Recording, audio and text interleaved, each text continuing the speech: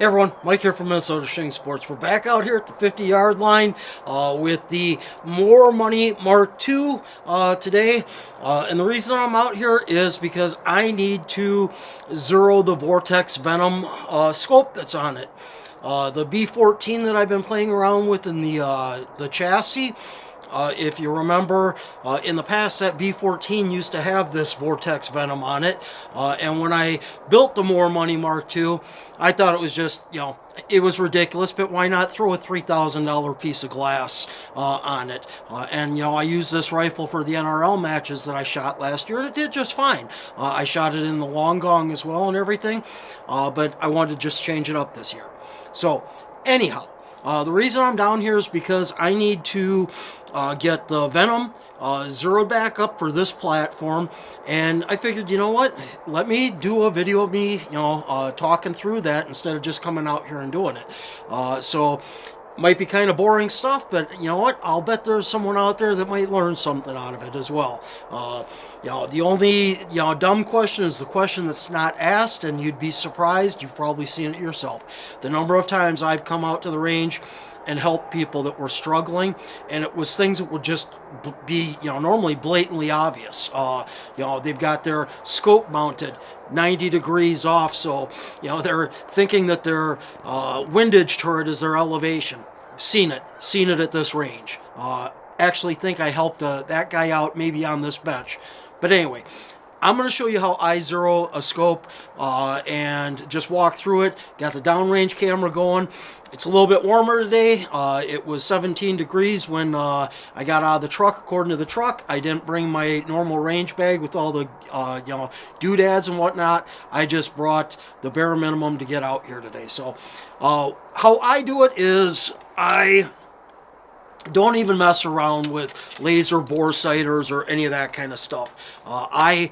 If you have to, remove a cheek piece or cheek comb so you can see through the muzzle, and I put a target up. Usually when I do this, I come out with paper plates with pasters in it from old shot up targets like this one, because again I didn't bring everything I normally do down, so I had to dig through the trash here and pull some pasters off of some other people's targets. And what I'm going to do today is I also, in that range box that I bring along, I've got old targets that I never got around to shooting, or I printed too many. So that's what I'm going to basically use. It's not this target that's down there, but I've got a 8.5 by 11 old target that I printed that I never shot or videoed. And the reason I keep these is I don't print my stuff on regular paper. I'm printing my stuff on heavy cardstock. It holds up better in this weather out here. It doesn't rip so easy. The bullet holes are more defined. And really the biggest thing is it just holds up with the wind and the weather that I deal with here in Minnesota. So, again, get long-winded. What I'm going to do is I am going to look through the bore of this rifle, and I'm going to find the 6 o'clock position on that cardstock that's out there.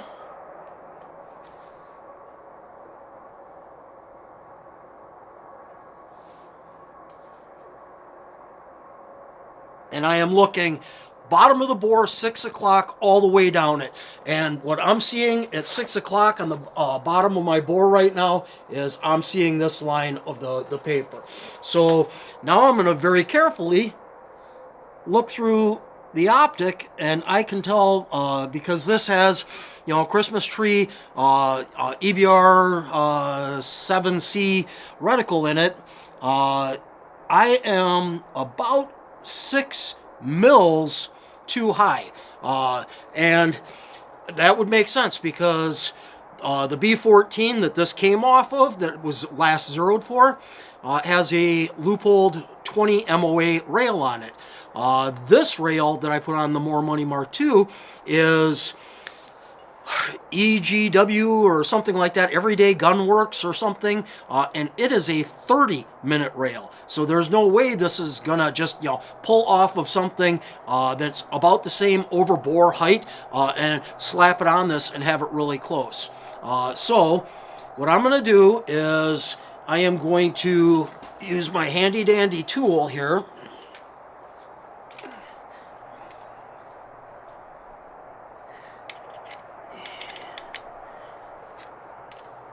and loosen up the caps on this scope.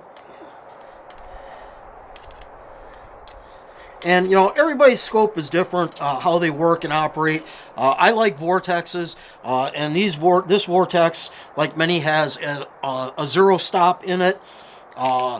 If you don't know or don't have a Diamondback or a Venom or one of these types of scopes, the Venom basically is the Diamondback minus the pull up and down locking turrets and illumination. And frankly, I think the Venom's a better rifle scope. The Diamondbacks that I had and have still, I bought those before the Venom came out, and it could have just be that the ones that I have or had, the glass got better in the years between all that. So I don't honestly know, but so I got to pull the zero stop out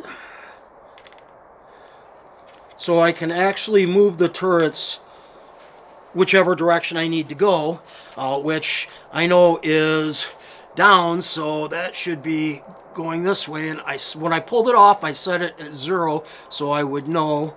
That would be there, and that should be about 6 mils that I moved it, if I turned it the right way. I think I did. I'm going to look through my bore at 6 o'clock again. I've shifted it off the paper. And I went the wrong way.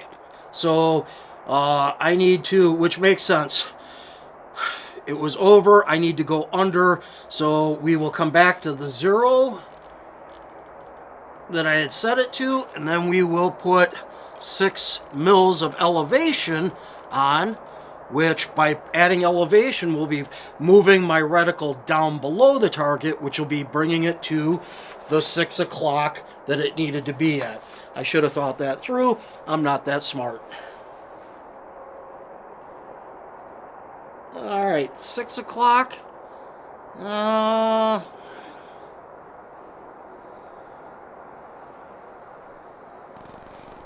Yeah, pretty darn close. So now what I'm going to do is I am going to take a shot or two. All right. Got Pistol Match Special loaded up in the magazines here. And let's go ahead and shoot for the target I got up downrange. You'll see it in the video by this point, but I've only got 4 dots out, and then one of the large red ones that I pulled off, something I yanked out of the garbage here. So we're going to 0 on the large center dot. And nice with enough magnification, and I'm only at about 14 right there, and we'll leave it there, but I can see that my cell phone camera downrange is still running, which is nice. It is warmer today. I think I mentioned that already. All right, let's go ahead and take the first shot. Holding center mass.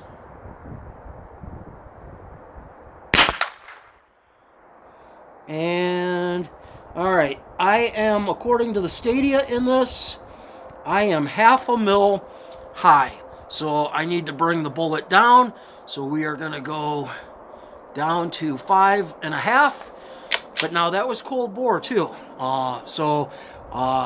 know what? Let's shoot another one at 6 o'clock, or in the same spot. Center mass hold. And it lowered it a little bit, but it's still 4/10 or so too high. And I gotta be cautious here. I'm breathing too close to the optic.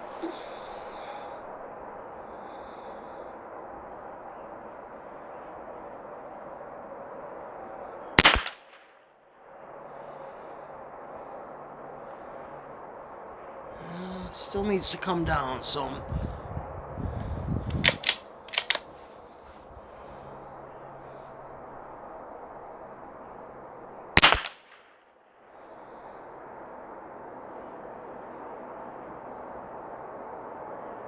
Okay.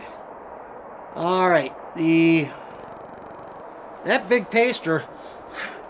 Yeah, it's splatter target, it says, but it doesn't change colors. They're not targets I would normally buy, but is what it is.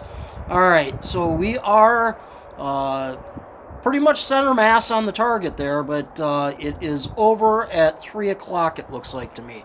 We are... Actually, I don't have this on 0 either, and I need to come a little bit left, and I've got about 2/10 of right on it right now. Now it's on 0. I think that was 5 rounds. Nope, one more.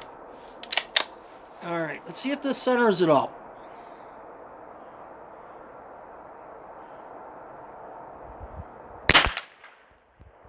And a little more magnification. It brought it over a little bit, but not quite enough. But that's a good starting point. So at this point, I am going to remove the magazine, open the bolt, insert a empty chamber indicator, and reinstall my 0 stop.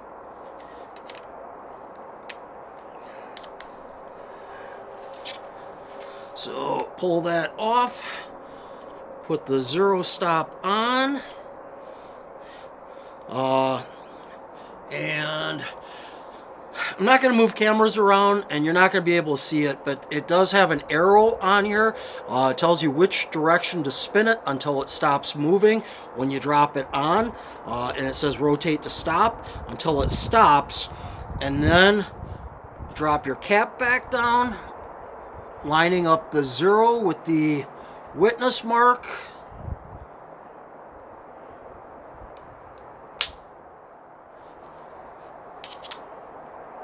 And then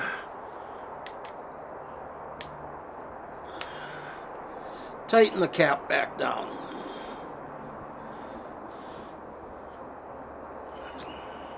And these caps only need to be finger tight. I'm sure you know that too already, but maybe not. Don't ever overcrank the caps or your turret caps on stuff like this. It's not necessary. It's not going to move after that. So yeah, that looks good there. So now I am going to shoot a couple more, and we will shoot at the... Actually, I'm going to get comfortable, get my sheet comb reset, and if you don't see it, but I've got witness marks on here where I know it's comfortable for different positions, because sitting on a bench and off of a bag or a prop are different. That's why I've got more than one white line on the stock on this MDT field stock. So, all right. We will shoot the black paster in the upper left-hand corner.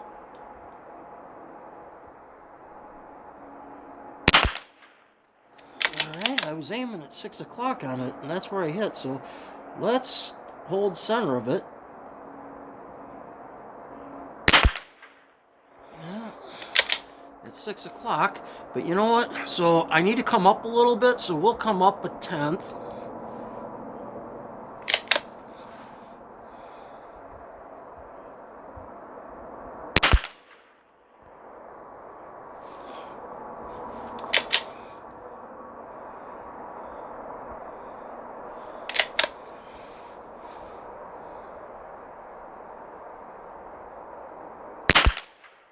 Was too much.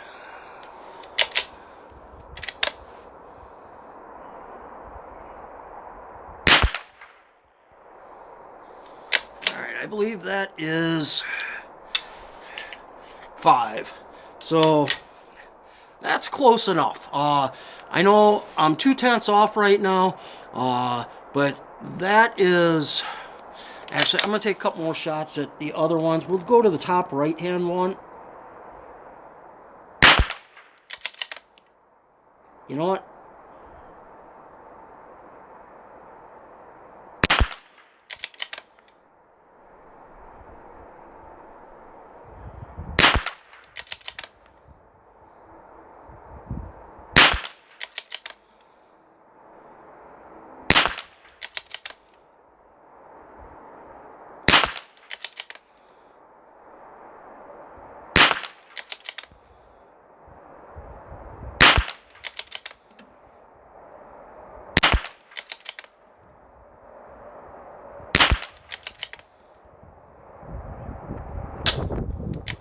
All right. Like I said, I can live with that. And as the barrel got a little bit of heat in it, it felt like, or it looked to me like, the rounds were getting higher and higher on the target. I was holding dead center all along, and I've got 0.2 of a mil of elevation on it now. So if I take that 0.2 off, I'll bet I would be more centered up on the targets. But that's zeroing a rifle scope, and the quick, easy way of doing it that I use and what 90% of people out there use. But I figured since I had to come out here, I'd create a little content and share it with you. Hope you found it enjoyable, and I hope there's someone out there that got something useful out of it. If so, please drop a comment down below, let me know, or if there's something else you've got questions on this kind of stuff, I'd be happy to do a video on it or share my experience on it. I am by far not the be-all, know-all of this stuff. I know enough to be dangerous, as they say. But anyway, hope you enjoyed it. If so, again, hit that like button, give me a thumbs up. As always, I look forward to seeing you at the range.